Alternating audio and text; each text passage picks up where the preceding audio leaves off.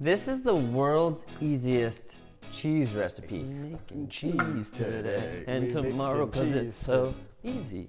Now, I used to make this all the time. People would be like, you made homemade cheese? You put it on tacos. They're like, what is this? It's so easy. I honestly almost felt like I was tricking them because it was so easy. You tricked me. One of those things you just don't understand is possible until you see someone do it. It's only 3 ingredients. You can add whatever you want to it at the end, but this is the best way to start learning how to make cheese. All I have here is just really good whole milk. Any whole milk's good, but the better, the more delicious. It's a half a gallon. Then I take about a little sprinkle of salt. This is probably gonna be, I don't know, a teaspoon or something.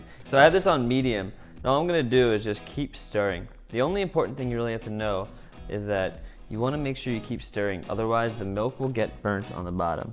And you keep stirring this on medium until it comes to a boil. All right, so after about 5 minutes or so, it's gonna start to get nice and a boubele, and that's when you know you're getting close to the boil. Now, the only thing you need to do, see, milk is curds and whey, and when they're together, it just looks like milk, but what it really is curds, which are the solid, and whey, which is the liquid. So what you need to do is separate them, and that way you have the curd, and the curd is what is essentially the cheese. So in order to get the curds and the whey to separate, you need to add some sort of acid. So you can use lemon juice, you can use citric acid, but I like just to use vinegar. It's just white distilled vinegar. Everyone's got it in their house. We know you got it. If you have milk, you could literally make this right now as long as you had vinegar. You can go to your fridge, make your own self a little personal batch of cheese. So what I need to do is I need to get them to essentially curdle, which curdle has a bad connotation when you're not making cheese. When you're making cheese, it's essential. It's nasty when curdling things start to happen in your fridge. Yeah, like when you make a drink and milk, for a week. You pour like milk into like a cocktail and it curdles, it's like, that doesn't look right. But in this case. Again, in this guy's world, he used to just let things curdle and just go for it. Yeah, I've seen him drink some of the nastiest shit I've ever seen. I've curdled with the best of them. Cool, so it's starting to boil now, just about. And as soon as it starts to boil, you can turn the heat down to a low. So check out, it's boiling. You just give it about a couple tablespoons in there.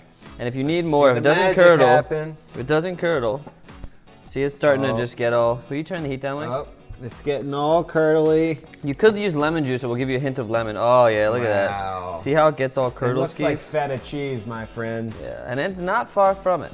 Now at this point, what you want to do is you want to strain this and then let it cool. Wow. And look at that. Look at that. Oh my God. Look at that is cheese laying right Cheese land. We're in Josh's cheese land, folks. You can give it just a couple of stirs just for a minute while it's on low, just to make sure that everything gives itself a nice chance to curdle. But the thing is, at this point, typically what you do is you would pour it through a strainer and cheesecloth. Fuck cheesecloth. Cheesecloth sucks. It's expensive. It's impossible to clean. There's so much easier ways. My favorite way is to buy some muslin. It's just like cheap ass like material. It's like, you go to a fabric store and you buy muslin, and you can do that, which is great, instead of cheesecloth. But for the most part, everyone's got paper towels. No one's got muslin.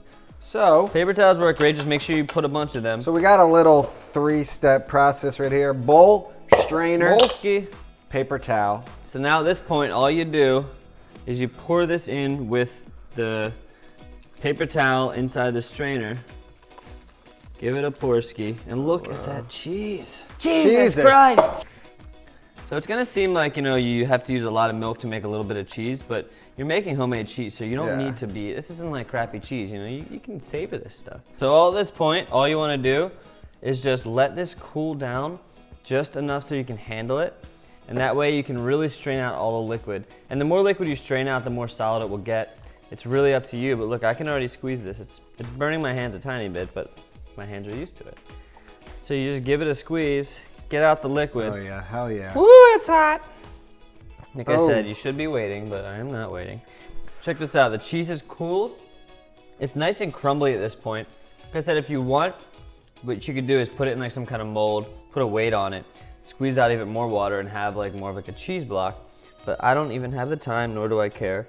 All I do is sprinkle a little salt to your taste. Make it, cheese has gotta be salty. Sprinkle it around.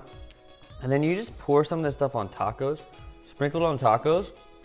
What else did you put this on? You can put it on some soup. You can just eat it raw. Salad is, yeah. I mean, come on.